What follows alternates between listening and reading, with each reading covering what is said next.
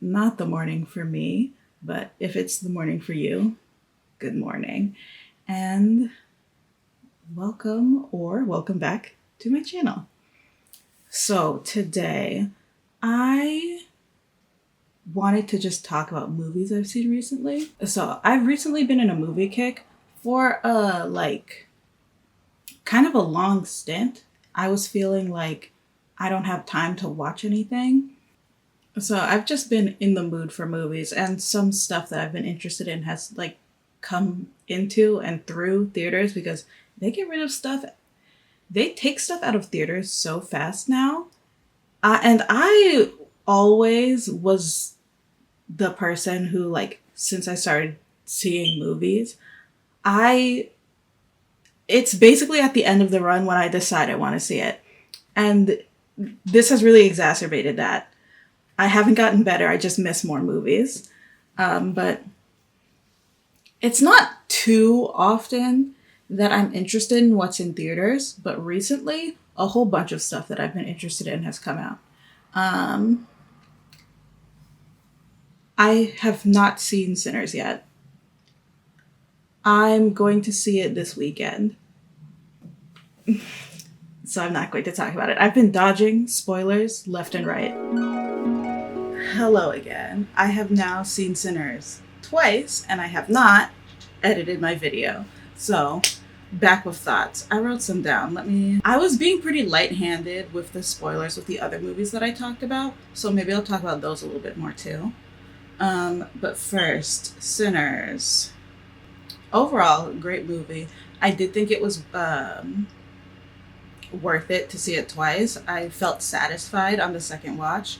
And also, if you haven't seen it, there is an extra after credit scene at the very end. It's not like a huge scene, but it does draw out an important theme in the movie that I think some people are arguing about. And here's where we'll get into spoilers. But seeing people react to the movie, I feel like people are resisting the themes of the movie because Christianity does not save the day at Sinners. I keep seeing people trying to say, oh, this was the moment where Sammy made a pact with the devil, or this was the moment. And there is no pact. The thing is, Sammy has a divine gift that heals the spirit. And the institution of religion, the power structure of the institution of religion, is what's in conflict with him using his gift the way he wants to use it. I don't even think it's saying religion is bad, because even Remick says these words, they give me comfort. When they're doing the Lord's Prayer, the Our Father. If you haven't seen the movie, none of this makes sense, but I'm just going to keep going. So I feel like people are willfully thought stopping when it comes to interrogating the religious themes or taking in the religious themes.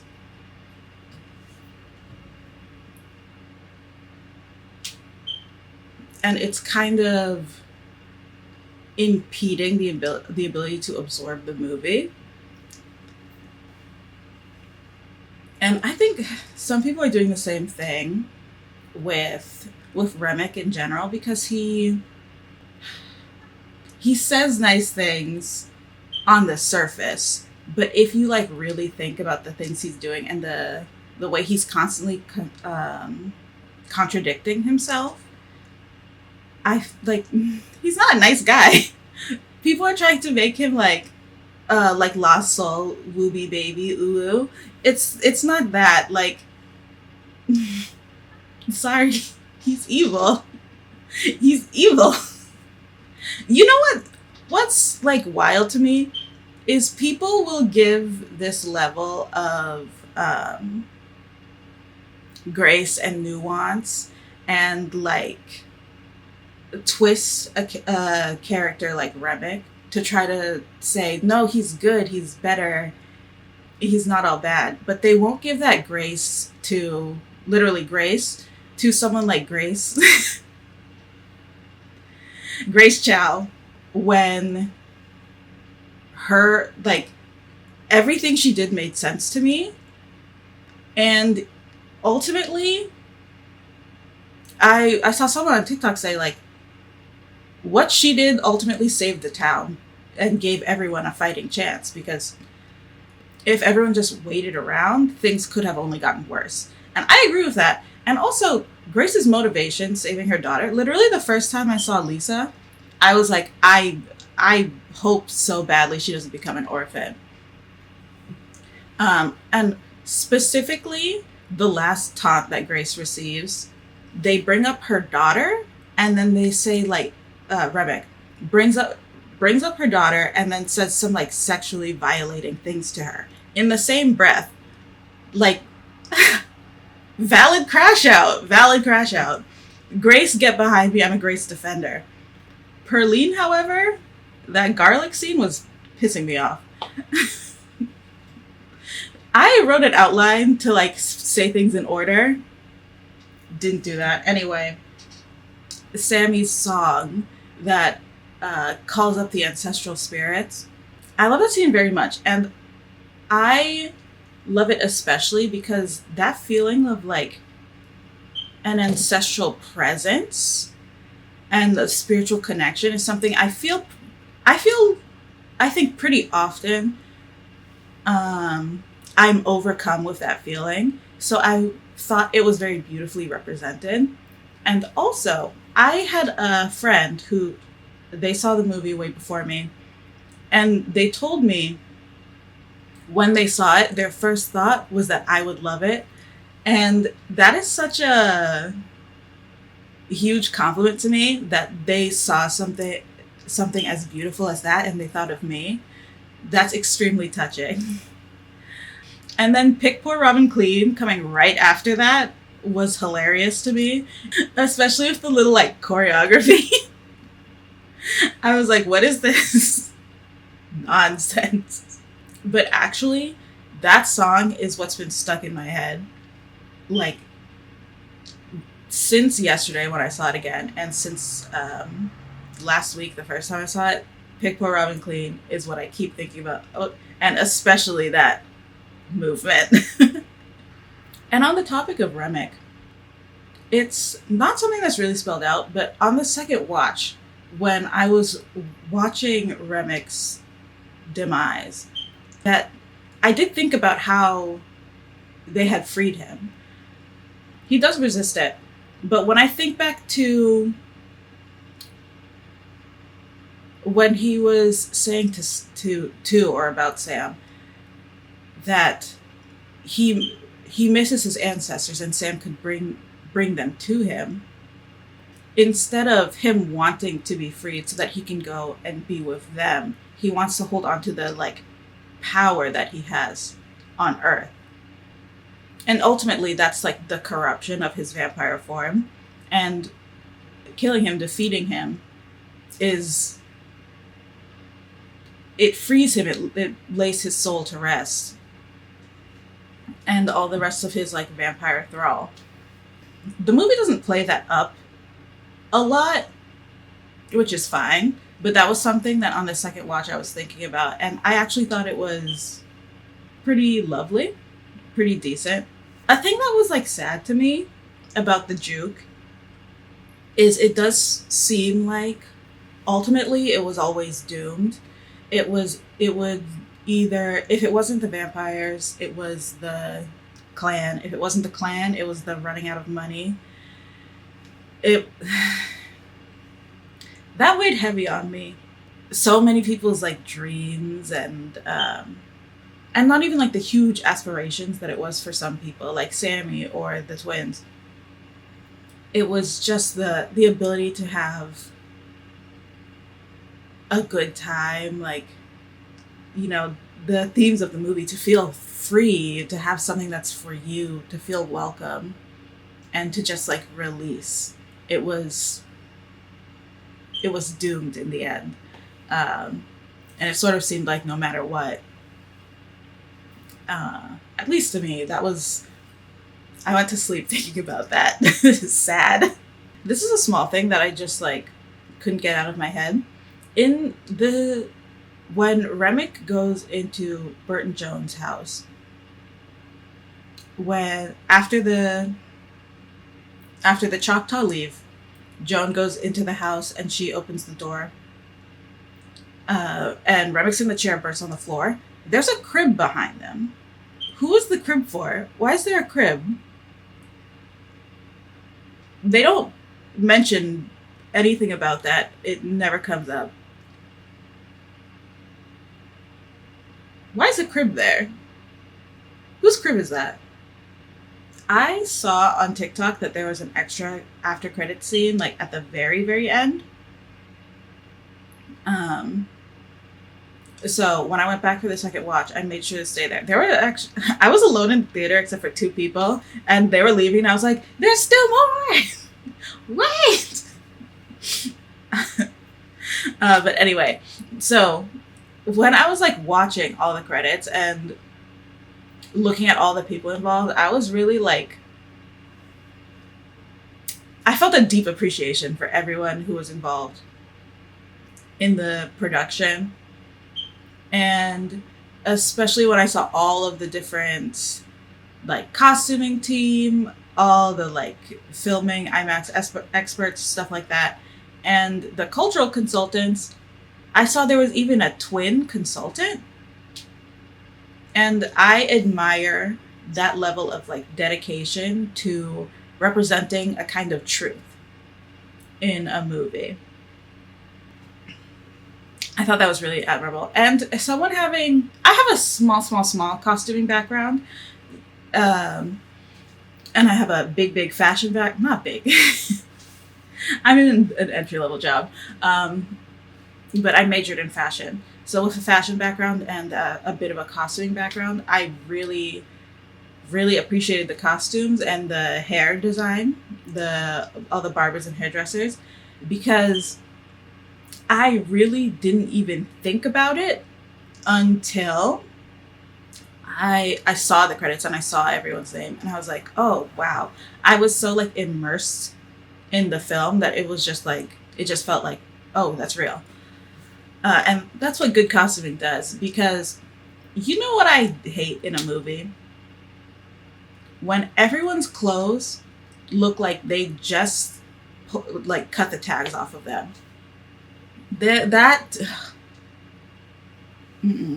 Or like they're like trapped in the wilderness and they have like perfectly curled hair. Like, what are you doing? The lack of detail in something like that is it jumps out immediately in a movie, because it's like if an actor, or like it's like if a character was injured and then the actor got up and said, "Don't worry, I'm acting." That's what it's like to me when the furniture, the environment, the clothes have no distressing or wear on them and they don't feel real. I was deciding between Sinners and The Woman in the Yard and like which one I wanted to see. And the choice has been made for me now, because Sinners is the only one that's in theaters. But what I was going to do is I was going to go on one day and watch both and just make it a double feature and spend my whole day at the movies. But don't get to do that. It's fine. So putting those to the side, the reason those 2 movies were really on my radar to begin with is because what got me back in the theater was Mickey 17. When I was seeing the press and stuff rolling out about Mickey 17, I wasn't that interested in it. What piqued my interest and sent me to the theater was finding out it was directed by Bong Joon-ho. And I really like him as a director, as a storyteller. And I like that he's funny. I became aware of Bong Joon-ho after Parasite came out. Not immediately after, because I ended up watching it on Hulu.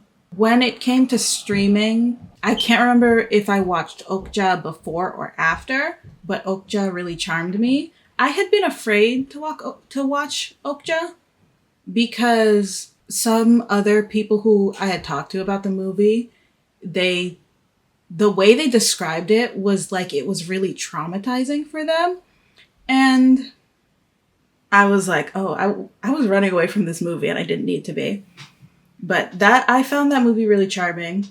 What I've seen of what Bong Joon-ho makes is a mix of like absurdity, drama, comedy, and like science fiction.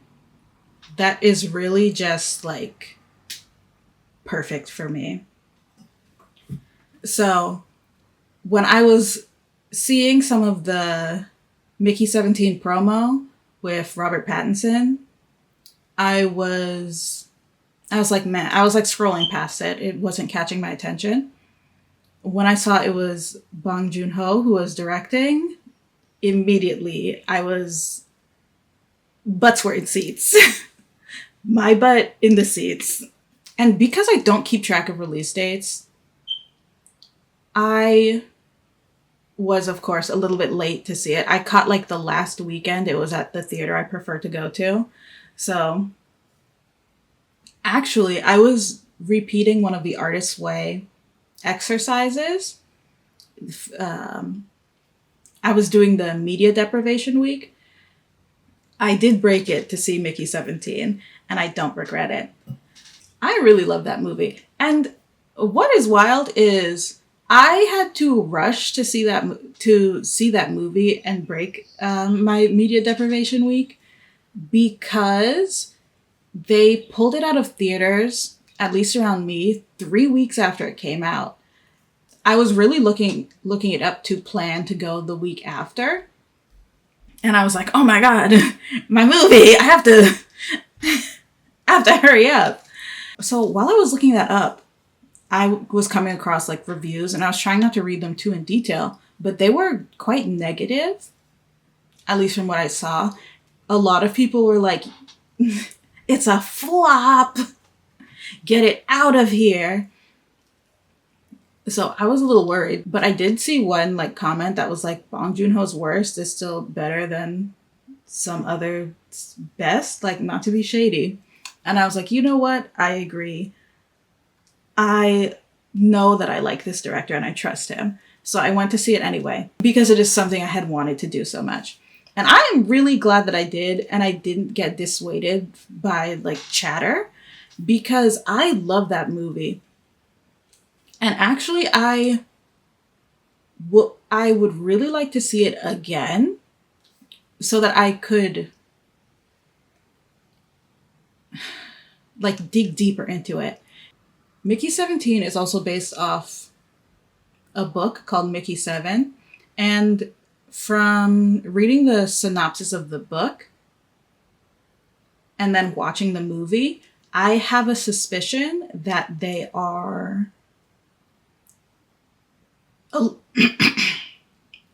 I have a suspicion that it's not a like one-to-one adaptation. I have a feeling the book would be quite different, so I'm a little interested in reading the book. I'll have to look into it, but we'll see. Anyway, I thought the costume and set design was magnificent.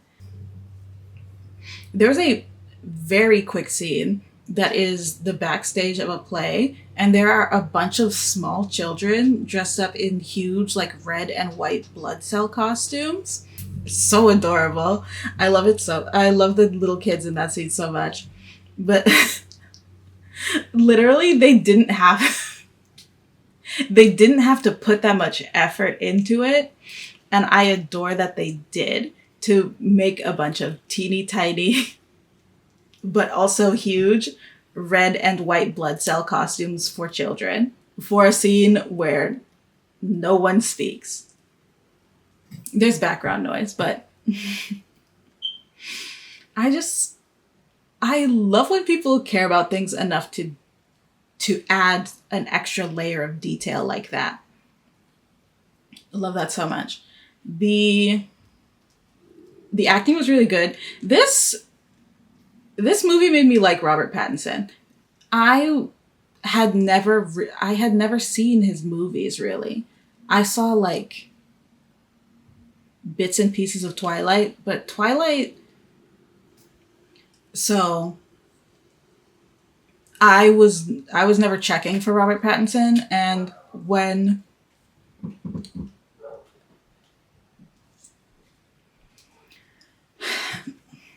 I was never interested in any of his other movies. I didn't keep up with him. Nasha, played by Naomi Aki, she was she's a very fascinating character. I feel like I was struggling to like understand her, but in a way that was like she's so complex, I can't grasp it. Not in a way that like anything her character didn't make sense. She feels more like there aren't a lot of people who are like you. And I think as a love interest, she was great. The acts of love that she shows for Mickey are things that Mickey, his job is to complete dangerous tasks or assignments. And if he dies, he is basically cloned, and his personality and his memories are uploaded into his clone body. So she's experiencing the loss of her loved one over and over again. And the other people on this like long haul spaceship, they kind of and the other people on this like long haul spaceship that they're on are treating his life and his safety very flippantly, and she takes it very seriously. I like her a lot as a character. The thing about Mickey, and specifically Mickey 17, because he's the 17th iteration of his consciousness, or of his body, I don't know, is that because throughout the whole movie, he was narrating and giving his perspective and his thoughts, I was assuming that every prior Mickey had the same sort of perspective until Mickey 18 enters the story, and you get to see how different his perspective is with both of them on screen. And then that made me really like wake up to the fact that I was just believing in one person's like version of things.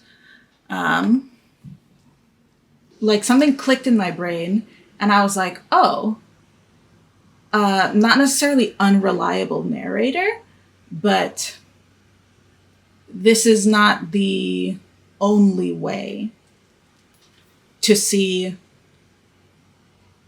not just life in general, but one person's life. The things, especially in the second half of the movie, that Mickey 17 were saying, also for some reason, gave me a personal awakening, because in my mind I was like, oh, this Mickey is more like religious, but I was associating this like religiosity with a feeling of guilt. And that made me go, oh, why do I associate guilt with religion? So that was something I had to take home with me. And I have to deal with now. There were a lot of other things that I was left thinking on after watching the movie, and that I was like trying to work out while I was watching, but I want to watch it again and see if I can like figure them out for myself. Especially about like consciousness. And those different changes in perspective that come from what is supposed to be the same personality, the same past and experiences, and the same emotions, and end up manifesting in completely different ways, even in the same person. Another theme that just in general fascinates me is they're on this spaceship leaving Earth to colonize this planet. So there's a running theme of like resources. Specifically, everyone has a calorie allotment or ration, except of course this like the leader of this colony.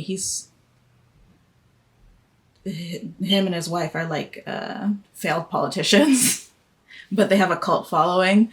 They not only have no limit on their rations, at least it seems like no limit on their rations, but they eat real food. And it seems like everyone else on the ship is eating synthesized food or like nutrient, like biscuits. You know what I mean? Or like sludge. In movies when they have cafeteria slop, that's what they're eating. But that idea of food replacements in sci-fi is something that's kind of fascinating to me. Things like food pills, or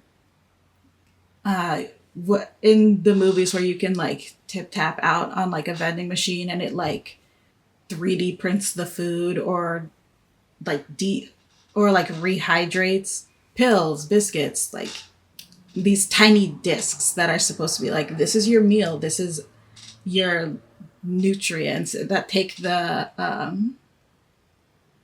socializing, and that take the social aspect, the cultural aspects, and the artistic or expressive aspects out of food, and make it fuel or calories, these little like pellets and like little things that are supposed to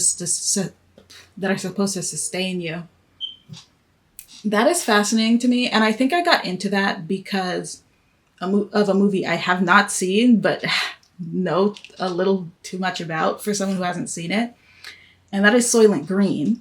Before Mickey 17 and 18 meet each other, the presentation that I talked about this before, that the personality or the consciousness stays the same with each iteration, with minimal memory gaps, it's like, all right, cool, I believe you. Also because we're brought through Mickey 17's memories through his perspective that I talked about.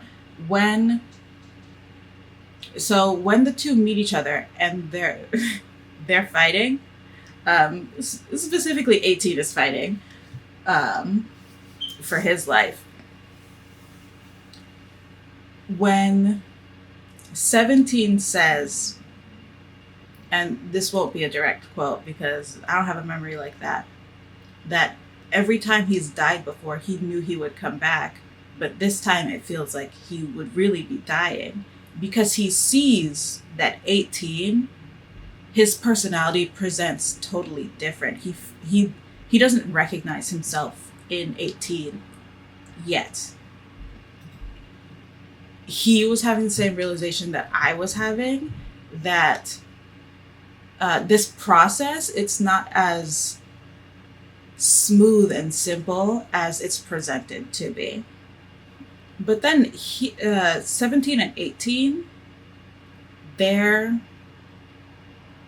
so detached from each other also, but we don't get to intimately see 18's perspective the way that we see 17's perspective. There's a line that's like, one soul, one body, to like demonize and vilify this idea of multiples of like replicating living people. And that goes back to the like, when I was like, oh my God, unreliable narrator. I'm attached to 17's perspective um, I'm attributing the like consciousness or this. There's a line that's like one soul, one body, um, to like demonize and vilify this idea of multiples of like uh, replicating living people. And that idea of soul is something that's briefly brought up when it comes to the legality of multiples. The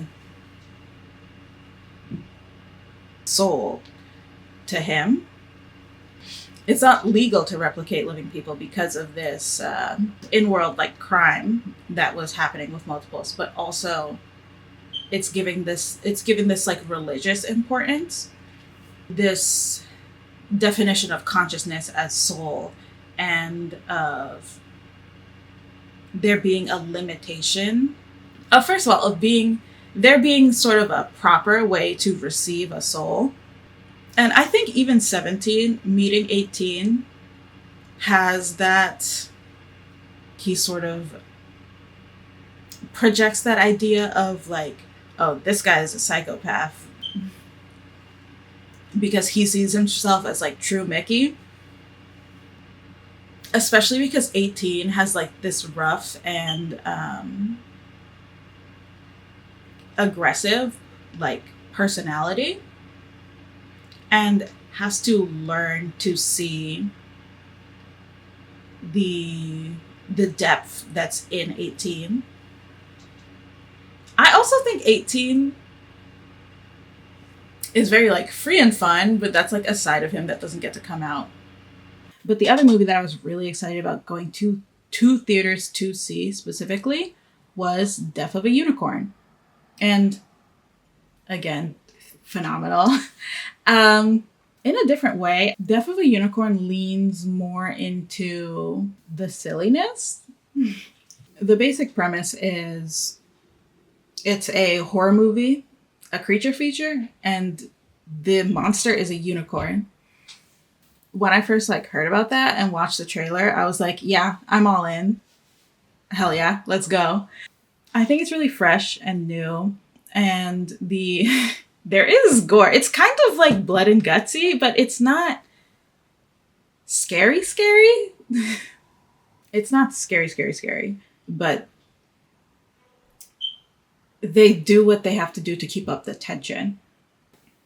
You know what? I feel like it's kind of like Jurassic Park shows dinosaurs with this like awe and wonder and like a certain level of like respect and reverence.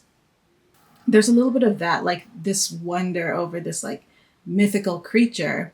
And I like the way that they bring in the unicorn lore. It made me want to see more unicorn media. There's not a lot of like unicorn stuff, especially if that's not like My Little Pony or like Barbie movies from the 2000s. So I'm a little bit on the lookout for more unicorn media to watch or like read or something. After watching it, I wanted to make so I'm just like glad it exists, and I thoroughly enjoyed myself watching that movie. I did like the characters. I like the acting. There's this like rich family in the movie, and I really thought an older man, the husband, a wife, and their kid, I really thought it was a dad and two kids. I was a little too late in the movie when I was like, oh, you're a couple. And then the more central characters are like college-age girl, maybe like an older teenager and her dad. And then there are some other characters who are more tertiary, but they're also interesting. And quite a few of them get their moment. Overall, liked everybody. The sets were really cool. The like environment that it was all taking place in was really cool. It was trying to be funny. I think a lot of people would find it funny, but it wasn't hitting exactly my sense of humor, but it was still like amusing to me. I actually did like the costuming in that movie as well, specifically of the daughter, because she's wearing this like hoodie that it has a medieval flair to it. It's almost like a cape in the back that I feel kind of sets her apart from the other characters. And it gives her a little bit of like magic to her that is in line with her place in the movie as a kind-hearted maiden and the only person who is, she's usually in red. I should look at the unicorn tapestries. What is the maiden in the cloister's unicorn tapestries? She's also wearing red. So it's very subtle. She's still in modern clothes. She's not wearing like a dress or anything. She's not portrayed as like this like ultra feminine like princess. Like this is the only way to be like a maiden. She's just a girl. A little bit alternative. She's like doing her own thing. I wanted to yap about more movies, but I've yapped too much. So I'm going to leave it at that for now. One thing I will say about like all the movies I've been watching is I feel like what I have learned about like storytelling is move the plot quicker. Like this is something that is very of movies because movies now they're making them quite long. But despite that, there's only so long a movie can be compared to like a book or other ways of telling stories. And paying more attention to movies, something I noticed is how a situation will be introduced and I'll be thinking, okay, we're going to play in this space and play with this idea for a while before a conflict comes in and like twists it. This inciting incident happens or this conflict arises. And then very soon something happens to change or intensify the situation. This like deep exploration of just the concept is like, you don't get to do that. There's problems already. Let's go.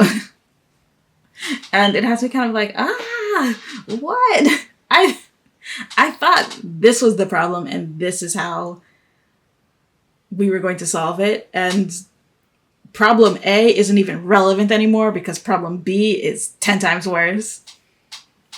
And that's something I'm reflecting on a little bit as I'm like writing. I am let's think about this for some time. Thank you for stopping by my channel and watching my video. And especially if you made it all the way to the end. If you like the video. If you have thoughts on these movies, you can comment in the comments. Share the video if you want. Subscribe if you want. You know, you know this stuff. Okay, bye.